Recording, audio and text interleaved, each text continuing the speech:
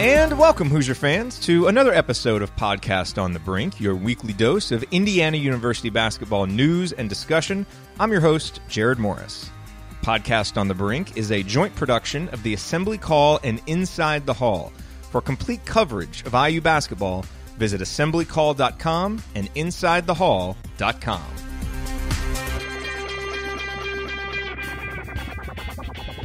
On this week's edition of Podcast on the Brink, we begin our tour of the Big Ten. We go behind enemy lines to preview some of Indiana's Big Ten conference opponents this year. And we begin right at the top with the team that everyone thinks is the prohibitive favorite in the conference. That is the Michigan State Spartans, with Miles Bridges back, with Jaren Jackson now added, and a host of other talented players. And we preview the Spartans with Brendan Quinn, who covers both Michigan State and Michigan for The Athletic Detroit.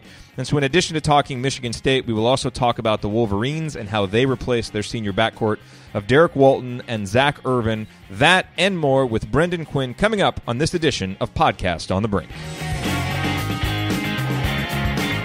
Hey, real quick, a word about this week's sponsor, SeatGeek. Buying tickets to sports and concerts can be complicated, but there is a better, simpler way to buy with SeatGeek. SeatGeek is the smartest, easiest way to get tickets to live events, because with SeatGeek's seamless mobile experience, you can buy and sell tickets in just 2 taps. SeatGeek helps you find the best seats at the best prices, fully guaranteed. There really is nothing quite like seeing your favorite team or musician in person, and SeatGeek will get you closer to the action for a great value. I have SeatGeek on my phone, and it's by far the easiest way that I've found to shop for tickets. I can be anywhere, and like I just mentioned, with just a few taps, I can instantly find seats to anything that I want to go to. I actually used SeatGeek to buy tickets earlier this year to see Yogi play here in Dallas. I bought my wife concert tickets for the summer. So SeatGeek is designed to make your ticket buying experience easier than ever. They save you time and money by searching multiple ticket sites to compare prices and find amazing deals. Now, here's how to get an even better deal, which is Podcast on the Brink listeners get $20 off of your first SeatGeek purchase. Download the SeatGeek app, enter the promo code BRINK, B-R-I-N-K today, and you'll get $20 back from SeatGeek. That's promo code BRINK, B-R-I-N-K. And now, on with this week's episode of Podcast on the Brink. All right, we are joined on this week's edition of Podcast on the Brink by Brendan Quinn, who covers Michigan and Michigan State basketball for The Athletic Detroit. Brendan, the last time that we spoke with you, you were with MLive. You're now with The Athletic Detroit. How's the transition been? A little bit of a whirlwind, but very exciting. Obviously, as you guys know, it's a startup. It's a whole new thing. It's a whole new model.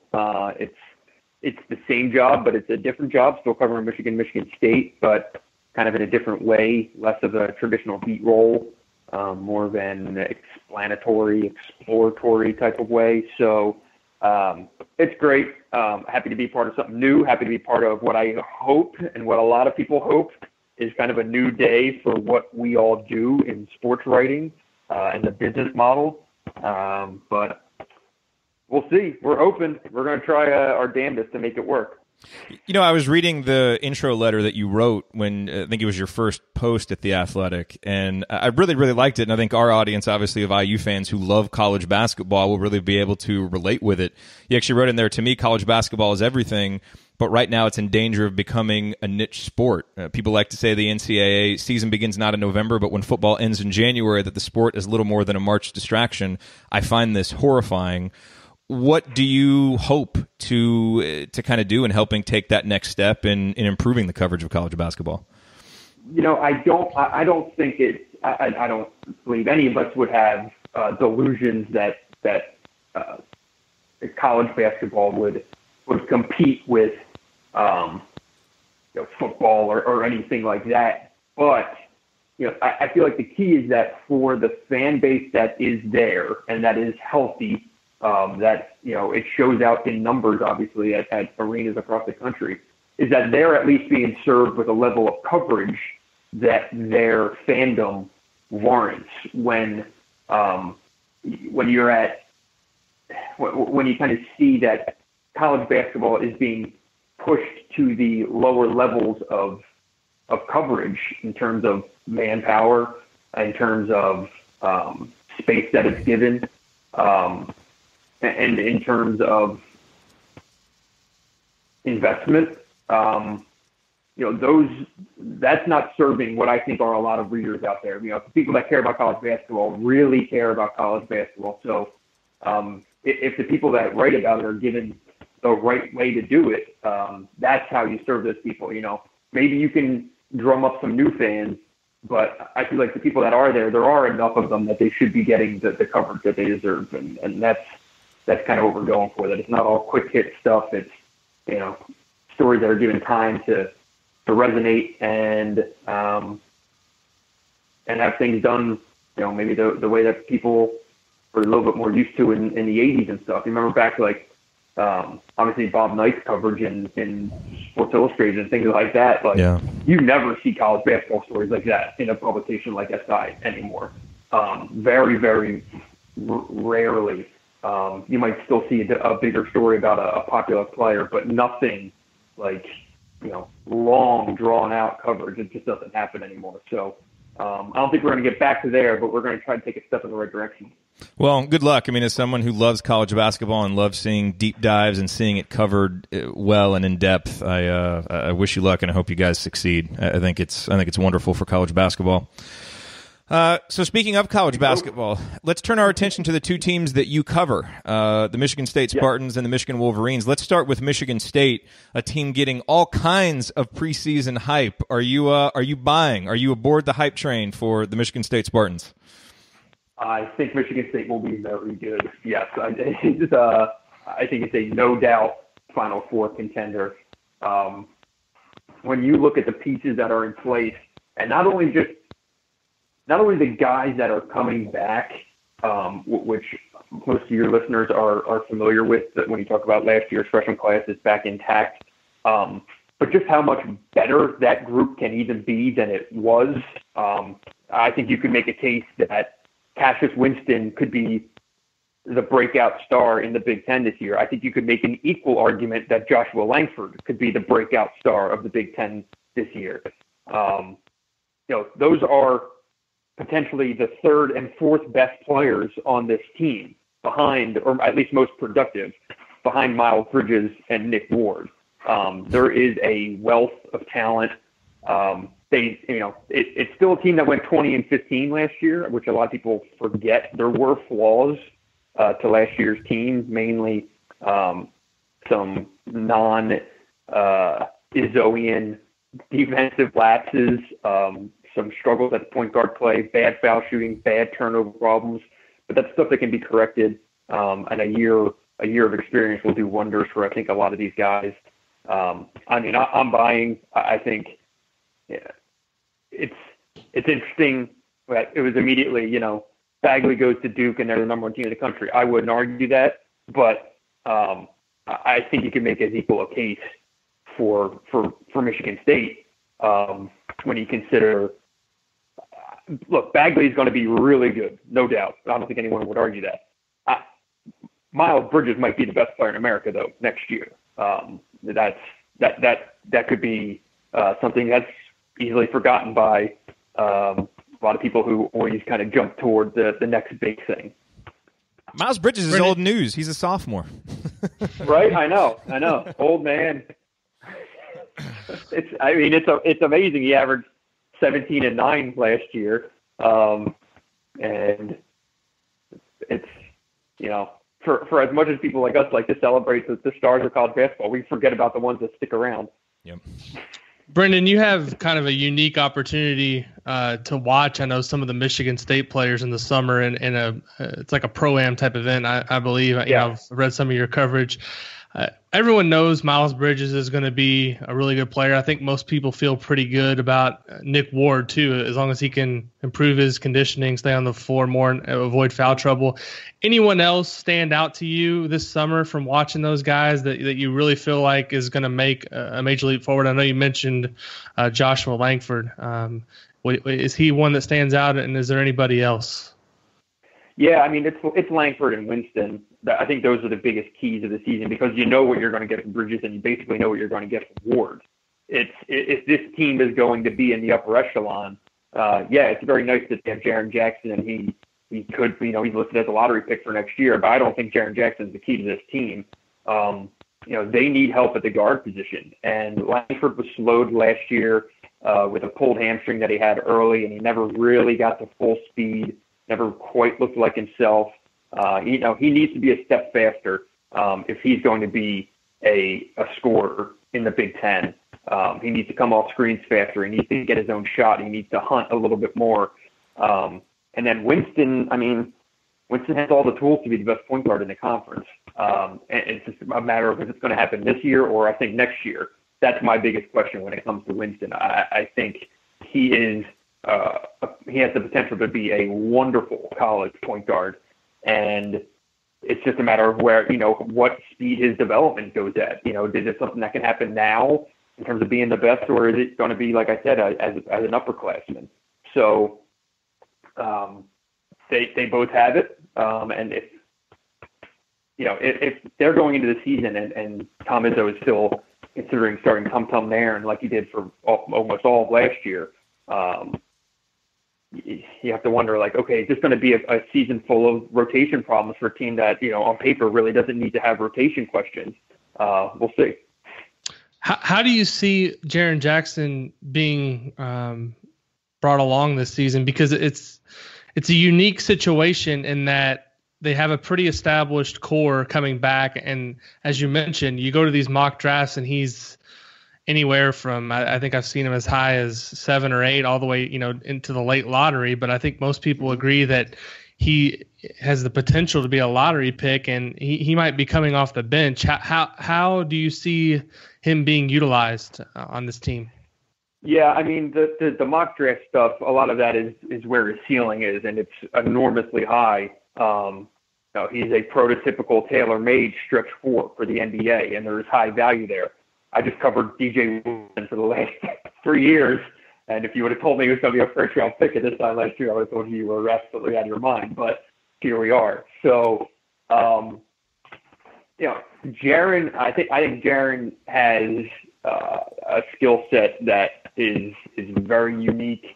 He's way gifted. I don't know if it's going to happen as quickly as it did for, say, Miles Bridges in terms of walking in and being the best player on the court. Like, he was the best player on the floor, basically, when he walked into the Arizona game in the opener last year. Jackson, he needs to add some weight. I think he needs to embrace contact a little bit more. And, I think the first half of the year is going to be, I wouldn't say a struggle, but it might not come that easy. While Tom Izzo is demanding rebounding and contact and defense. And, I don't think those would not be the first 3 things I would list in Jaren Jackson's game. He's a perimeter 4 who likes to shoot threes. When was the last time you saw that at Michigan State? So I think everyone's going to have to kind of feel themselves out a little bit, and it might take a little bit for it to actually work. So we'll see. I'm very interested to see how he fits in. I think there's a very good chance he's not a starter early in the season. Whereas, if you made a lineup, I think anyone who just kind of took a glance at the roster would pencil him in as the starting 4. It might take a minute. So, I mean, Michigan State, uber talented, prohibitive favorite in the Big Ten, one of the top 3 or 4 teams in the country. It's easy to make the case for why Michigan State will be outstanding. If things don't go right with this team, removing injury from the conversation, what will be the reason if things don't go right, if they don't win the Big Ten or they don't make a deep tournament run? Well, there's always, from where I'm standing, it's a very tight group. If there are some early losses and things get fractured and the guys kind of do their own thing, that is always number one. I think when you talk about a team with talent, is if guys start worrying about their own stuff more than the collective. But in terms of actually on the court or the basketball side of things, I'd say, if Cassius Winston doesn't take the next step and they're still in this kind of ping pong match with him and Tum Tum, that could set some problems into motion. If Nick Ward is still only playing 18 minutes, whether it's foul trouble or conditioning or Tom Izzo just being infuriated by his defense, that would be an issue because, if you look at the stats per minute, Nick Ward was one of the most productive players in the country last year. The only problem was he only played about 18, 20 minutes a game. So, a lot of that was self-inflicted, and a lot of it was, it was just a kind of an odd rotation sometimes. But, there aren't many holes. I think they're going to be better defensively. I love Jerod Jackson's length for them. That's something I didn't really talk about. He's got arms for days, and he can give them above the rim presence defensively that they did not have at all last year. Nick Ward was the tallest player on the team on 6'8", and he's not exactly a threat to go up and get a ball out of the air. So I think the defense will be better. They have Xavier Tillman, another freshman coming in who can give them a little bit of a physical presence coming back. They'll have way more depth than they ever did last year, especially up front with Ben Carter now being eligible. He's a stretch 4 transfer from UNLV who will be a 6-year player. And then I name a lot of people have probably forgotten is Gavin Schilling, who would have been their starting 5 last year. He's back. He's a big burly guy who can go up and get boards and play some defense. So, they have a lot of pieces. So, even if a guy like Jerod Jackson doesn't work out, their front line still has, more talent than most of the Big Ten. They are really, really good. And, as we get close to the season, I'm starting to think more and more like, wait a second, Tom Izzo is 62, I think.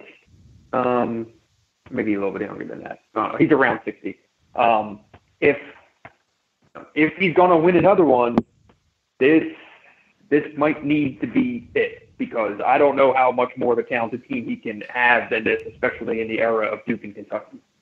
Yeah, no, Michigan State is frightening. So let's move on to a team that's a little bit less frightening, Michigan, although I guess that's ironic for an IU fan to say considering how Michigan wiped the floor with us last year. But I think, obviously the biggest question for Michigan is how do you replace Derek Walton? And he was outstanding last year. And to put it into perspective, he had a senior year very much on par with what Yogi Ferrell did for Indiana as a senior.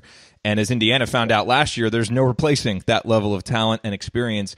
Do you foresee a similar drop-off for Michigan this year to what IU faced in its first season without Yogi? Or do the Wolverines have someone who's ready to step in and take the reins from Derek Walton? Well, Jerod Simmons is, in theory, that guy.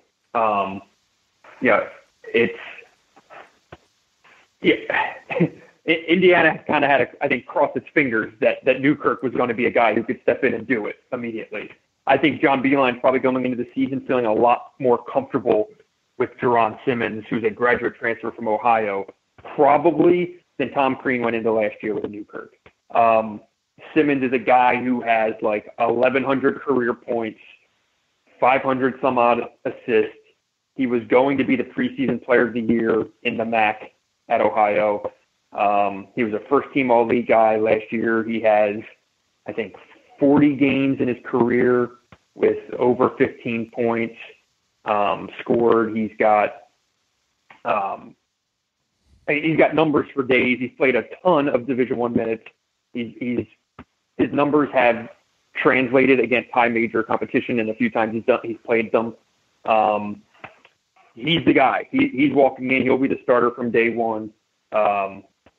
And, they'll see he's a guy who thrives in ball screen offense, so Beilein doesn't have to change too much of it. Now, I think one question will be is whether Simmons and Mo Wagner can kind of get the same symmetry that Derek Walton and Mo Wagner had. Because when Michigan really clicked down the stretch last year, the two-man action that they could run up top with Walton and Wagner, getting teams into switch situations, just devastated some teams. Just a lot of teams just couldn't handle it. So if Simmons can replicate that, that could kind of be the skeleton key to the season where everything opens up on the offense and Beilein can really kind of work his magic with the offense. Brendan, I'm not sure how closely you followed the Big Ten top 25 players list that we did with Hoops, but we had Mo Wagner. I follow everything you guys do. You're the only people who know what the hell you're talking about. All right, well, thank you. We had Mo Wagner at number 3 in the Big Ten. Yeah, is that too high, too low, just right? I mean, is that kind of how you're viewing him coming into the season, a guy that should be first team All Big Ten? I mean, it kind of depends on how you want to do your ranking. I think he's certainly one of the 5 best players in the league. The problem is, how much do you want to knock him down for his defense is the question, or how much do you want to kind of knock him down for his rebounding, stuff like that. Offensively, I think he's really good. He's really, really good. And the thing that's going to be the question for him this year, it's going to be tough for him to actually be the 3rd best player because he's going to get double teamed. He's going to see different defensive looks. He has more pressure. He doesn't have 2 seniors in Walton and Irvin to be the guys who have to take the big shots at big moments. I think the bigger question of, is your ranking right? I think is Mo Wagner ready to be the 3rd best player in the Big Ten, if that makes sense? Because he has all the tools to be exactly that. It's whether he's kind of ready to be the man.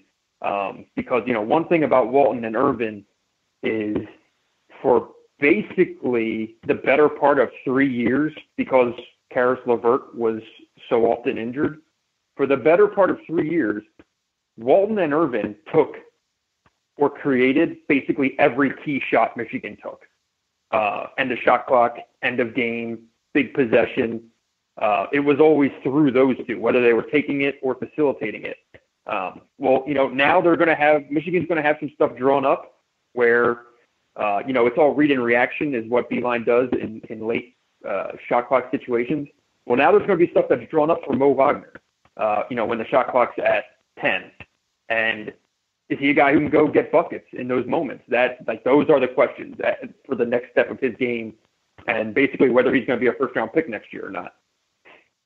The one guy in Michigan that really intrigues me, I think I'm most interested to see this season, and Indiana fans might be a little bit familiar with him. He played briefly in the Indiana-Kentucky game back in the 2016 NCAA tournament, is Charles Matthews, who I think probably went to Kentucky with the idea that he could be out of there in 1 or 2 years, and now he's his 3rd year in his college career. He's kind of hit the reset button, transferring to Michigan. What are the expectations for him going into the season? Because it's not often that Michigan, they've had some talented players, but this is a top 30, top 40 kid coming out of high school. So it's not like Michigan's really dabbling into those waters often. A lot of the guys that they've recruited have kind of been undervalued maybe and outperformed their ranking, where this kid's the exact opposite. What's the expectation for Charles Matthews? Yeah, and actually when he committed to Kentucky initially, he was like a top 20 kid, and kind of slid down the rankings by the time. So you're right. I mean, he's one of those guys, if he had committed to Michigan at the time that he committed to Kentucky, it would have been, one of the biggest recruiting victories Beeline has had in his tenure, second probably only to Mitch McGary, but that's a whole different story. His expectations are to be the starting 3, to be the best defensive player on the team, to guard multiple positions, and to probably give Michigan a level of athleticism that it hasn't really had since Glenn Robinson. Beeline last year said that Matthews is kind of a hybrid between Glenn Robinson and Tim Hardaway. And it was kind of one of those things that he says in the press conference where I kind of just looked up and I was like, you shouldn't have said that. That is quite a comparison for fans to start thinking about. And because a fan hears that and all they do is take the best attributes of both player and create one super player. I think what John Beeline was talking about was he's a combination of Glenn Robinson and Tim Hardaway, and those two had some shortcomings, and that hybrid version will probably have some shortcomings. I like Matthews' games, but it's all in theory because he was given a shot to have minutes at Kentucky, and it didn't happen. His production was almost absurdly low when you look at per minute stats. But he will give Michigan a level of toughness. They loved his defense last year on scout team. He's going to be, the biggest question is going to be basically whether he can shoot, whether he can operate off the occasional ball screen. Everything else is there, but, he's kind of been working in the shadows here for a year. We get zero access to practice, so it's not like I could ever see him. That's the big question. It's, if for all we know, Charles Matthews comes out and he could be like a second team all Big Ten guy next year. I wouldn't in any way be surprised. And if that is the case, well, that changes everything. Or he's closer to the guy who was at Kentucky. And then that changes everything the opposite way. So I'm as curious as anyone to see who this kid is. I had a long interview with him last March, and he has been humbled, I think, in all the right ways. He admitted that the second he committed to Kentucky, it was in his mind, it was one and done, was a done deal. And it just didn't work that way. And the reason he went to Michigan was the way that John Beilein develops his type of player. These kind of these wings who can get the ball in their hands and do stuff, and he kind of grows their skill sets and turns them into players that I think a lot of people didn't envision. That's why Matthews came here, and we'll see. That is the biggest interesting thing about Michigan, is that the whole season is riding on two guys who've never played for John Beilein, and that's Simmons and Matthews, and that's where the answer lies, and I'm not sure what it is. Will be like in my preseason rankings, I have Michigan third in the Big Ten, and it's because I'm pretty high on Simmons and Matthews, and I think the Big Ten's down a little bit. So, I'm kind of buying on that, but I'm usually wrong about most things. So, take that for what it's worth. Wow, yeah, that's the last question that I was going to ask you, Brendan. Obviously the expectations for Michigan State are pretty clear, but Michigan has so many question marks. So you're kind of thinking that they could get up, into that next group in the Big Ten. What do you think are kind of the general expectations? What are kind of the expectations of Michigan fans? Like, do they think this is, hey, we're right back in the top four of the Big Ten, or is there some caution because of all the question marks and some of these new pieces? I've actually kind of gathered that expectations might even be lower than I would expect them to be. And it's because Walton and Urban left, and it's because this is a football school, and I don't think a lot of people know who Jerron Simmons and Charles Matthews are, to be frank. So I think people are kind of expecting a down year, which is probably a good recipe for this group. But, last year helped a lot. That Sweet 16 run was really big around here. At the midseason point last year, the counter chorus against John Beilein was definitely as loud as I've heard it. I came in just after the Final Four, so that's kind of the gradual slide. But for where things were in the middle of last season, when this team was, 2 or 3 games under 500 in the Big Ten and going nowhere fast, and players at Illinois were making comments and all this stuff that kind of happened, for that season to end the way it did, I think it kind of reassured everyone that just said, oh, okay, well, maybe he is the coach that he was thought to be, and people should probably just give him the benefit of the doubt maybe a little bit more than before. That said, I'm sure if this team is 6-6, I'll be checking my emails and having people run him back out of town. So we'll see. That's the way of the world. One more real quick for you, Brendan, if you have the time. You mentioned the Big Ten being down. Why do you think the Big Ten is down? And what needs to happen for the Big Ten to get back to where we all think it should be? This is it's a long, drawn-out answer that I'll try to make as short as possible. But I think the talent drain on the Big Ten, the talent suck, has been a continual theme in recent years. All you have to do is look at the All-American, the McDonald's All-American team every year. Fewer and fewer players going to the Big Ten. So there are a lot of guys still there, a lot of talent, but you look at the teams that have guys coming back. You look at Iowa and Maryland with, I guess who's back at Maryland? You got Herder, you got Cohen, Justin Jackson. They're good players, but like how many NBA players are in the Big Ten right now? You look at Iowa, the guys that they have kind of coming back are what's his name, Tyler Cook and Bohannon. Guys like that. Like I feel like that's what the Big Ten is. And I mean, real quick, I'll bounce the question back to you. Offhand, how many legitimate NBA prospects are in the league right now? It's a good question. I mean, Alex, what did you think from going through that top 25? Because I know I had the same feeling, going through your guys' top 25, that it just seemed like the talent was way down. And there's a lot of solid players, and I think there's good depth. Like, there's a lot of solid teams, but there's just not a lot at the top and not a lot of elite talent. I mean, Bridges and Jackson are really the only ones that stand out to me as potential first-round picks after this season. I mean, there's a lot of guys who are solid college players like Ethan Happ, but is he ever going to be a NBA regular? I mean, he has a chance to make a team maybe one day, but I don't think he's going to be someone that's ever a first-round pick.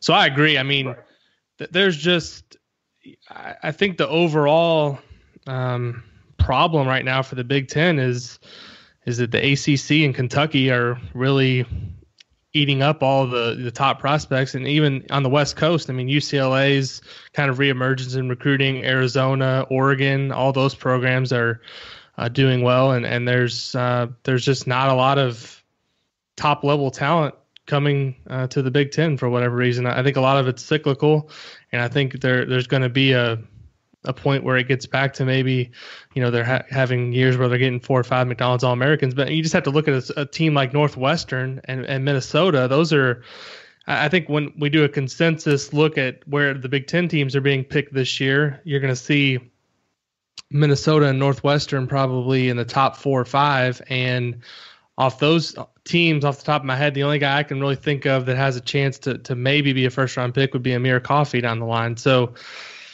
I just agree that there's a lot of really good college players, but the high level talent for whatever reason is going elsewhere. Yeah. Right. And the other, in terms of why I think the league is down, or at least the same, or at least not in the upper echelon of the national picture, is everyone's going to pick Northwestern to finish third probably. I look at Northwestern, and I think last year was a great story, and they were very good, and they got, they deserved the success that they had.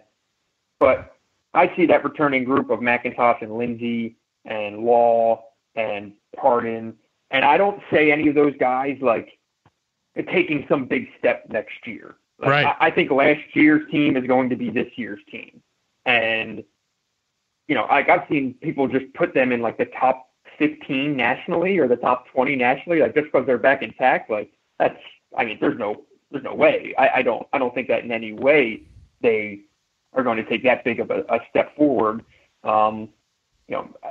Based on talent alone, Minnesota has a far better chance, I think, of being dramatically better even than it was last year, just because I think their talent has a higher ceiling. I think Northwestern is what Northwestern is. Yeah, and when you look at the history of the Big Ten, when the Big Ten has really been good, Indiana and Ohio State are usually really good. Even Illinois is in there, and those 3 programs are a little bit down, obviously going through coaching transitions, and so they need to get on their feet and get back going for the Big Ten to truly get back to being elite. So, yeah, and I think it's also a good year for someone to kind of come out of nowhere and be this year's a surprise team. And yeah, Penn State could have a sneaky good year out of nowhere, because guys like Carr and Watkins and Shep Gardner, I think they have a higher ceiling than they are at. And a lot of teams, I just don't see that. So I don't know. We'll see. But that's my rationale for having Michigan up top. I'll take their level of talent and John Beilein's coaching. Yeah. Well, his name is Brendan Quinn. I always try and follow other writers from around the Big Ten to stay up to date, and he is definitely one I recommend. Brendan, what's the best way for folks to stay in touch with you, both on Twitter and the new website? That would be on Twitter. It's at BF Quinn, BF as in Frank Quinn, although it's the F is for Flaherty. But and the site is, you can go to the national site, theathletic.com. You could go to the local site, theathletic.com/Detroit. And upcoming is our national vertical on college basketball will be the Fieldhouse, and I think that is being started or released in September. That is overseen by Davis and has talented group of writers, Dana O'Neill, Brian Hamilton, Sam Cini. So look forward to that, theathletic.com/Fieldhouse. Perfect. Well, Brendan, thank you so much for your time and insight. We appreciate it, and we look forward to having you on again. Thanks, Brendan. Thanks, Foles. Look forward to it. All right, take care. Thank you for listening to this episode of Podcast on the Brink. We always appreciate you being here. To get more from me and from Alex, visit assemblycall.com and insidethehall.com for complete coverage of Indiana University basketball. If you liked this episode, please consider sharing it with a friend or family member who loves IU basketball as much as you do. You can also support the show by leaving a rating and review on iTunes, which helps us get the word out to more IU fans like yourself. We'll be back next week with another brand new episode. Until then, as always, go Hoosiers.